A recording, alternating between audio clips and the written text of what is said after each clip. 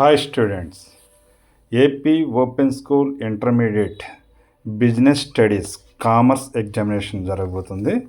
దీనికి సంబంధించిన కొన్ని ముఖ్యమైన ప్రశ్నల గురించి చెప్దామని మేము ముందుకు రావడం జరిగింది. ఇందులో వెరీ షార్ట్ క్వశ్చన్స్ అప్లోడ్ చేయడం జరుగుతుంది.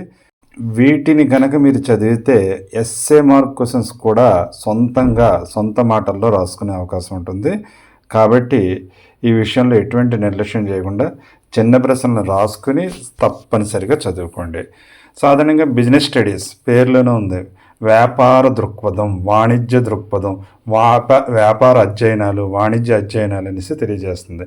దీన్ని మనం రెగ్యులర్ భాషలో అయితే కామర్స్ అని చెప్తూ ఉంటాము, లేదా ఇక్కడ బిజినెస్ స్టడీస్. ఇది 319 అనే నెంబర్ నుంచి రావడం జరుగుతుంది. అయితే మరీ ముఖ్యంగా గమనించవలసింది, ఇందులో ప్రధానంగా మనకు తెలిసినవి ఏంటంటే, ఇంగ్లీష్ మీడియం విద్యార్థులు ఎవరైనా ఫస్ట్ గమనించవలసింది ఏంటంటే, బిజినెస్ అనే దాని మీద ఏ ప్రశ్న వచ్చినా దాని గురించి తెలుసుకోవాలి. బిజినెస్ అంటే వ్యాపారం.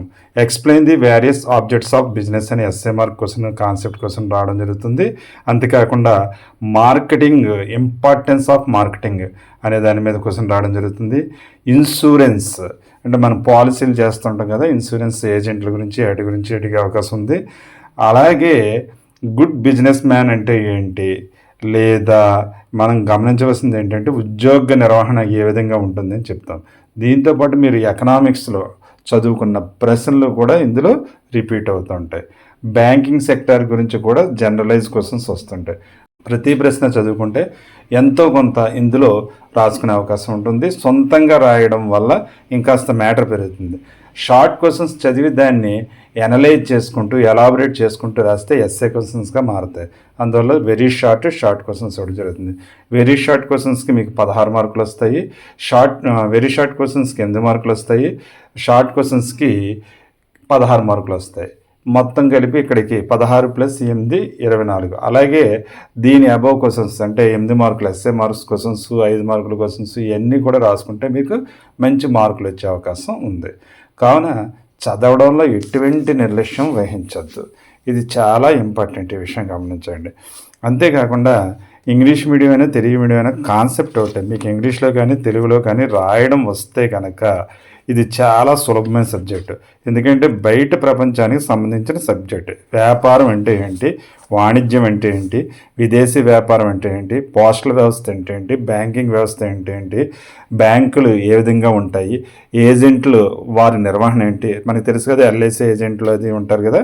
అలాగే వ్యాపారం అంటే మంచి వ్యాపారవేత్తకు ఉండవలసిన లక్షణాలు ఏంటి, కస్టమర్ని రిపీటెడ్గా రప్పించే నైపుణ్యం కావాలి, దానికోసం ఏ విధంగా వ్యవహరించాలి, అతను ఏ విధమైన నేర్పులు కలిగి ఉండాలి. అంతేకాకుండా మనం గమనించవలసింది, వ్యాపారాలు ఎన్ని రకాలు అనేసి కూడా అడుగుతుంటాడు. వ్యాపారం అంటే సాధారణ మనందరికీ ఎక్కువగా తెలిసింది సొంత వ్యాపారం. అంటే మనమే వ్యాపారాన్ని ప్రారంభించి మన కుటుంబ సభ్యుల్ని భాగస్వాములుగా చేసుకుని చేసే వ్యాపారం. ఆ తర్వాత అది కొంచెం పెద్ద స్థాయిలో మారితే భాగస్వామ్య వ్యాపారం అంటారు. ఇది పార్ట్నర్షిప్ అంటారు అన్నమాట. ఓన్ బిజినెస్ నుంచి పార్ట్నర్షిప్కి వెళ్తుంది. ఇది బిజినెస్ని ఎక్స్పాండ్ చేయడానికి ఉపయోగపడేది. ఇందులోనూ బయట వ్యక్తులు కానీ తెలిసిన వ్యక్తులు కానీ మార్కెటింగ్లో మనీని షేర్ చేసుకుంటూ వస్తుంటారు. ఈ సొంత వ్యాపారం నుంచి భాగస్వామ్యానికి వెళ్ళిన తర్వాత ఉమ్మడి హిందూ కుటుంబం అనే వ్యాపారం కూడా ఉంటుంది. ఇందులో సొంత వ్యాపారంలో సొంత వ్యక్తులను మాత్రమే, అంటే కుటుంబ సభ్యులకి మాత్రమే ఆ హక్కులు ఇవ్వడం జరుగుతుంది. పెద్ద పెద్ద కంపెనీలన్నీ ఇటువంటివే చేస్తూ ఉంటాయి. ఉమ్మడి హిందూ కుటుంబం అంటారన్నమాట. జాయింట్ హిందూ ఫ్యామిలీ అని చెప్పేసి ఇదో బిజినెస్ నడుస్తుంది. ఇది కాకుండా మనందరికీ షేర్ల గురించి వాటి గురించి తెలిసి ఉంటుంది కదా. స్టాక్ ఎక్స్చేంజ్ కంపెనీ అని చెప్పేసి ఇది కూడా ఏర్పాటు చేసి వ్యాపారం నిర్వహించడం జరుగుతుంది. అంటే మనకి ప్రధానంగా 4 వ్యాపారాలు ఉంటాయి.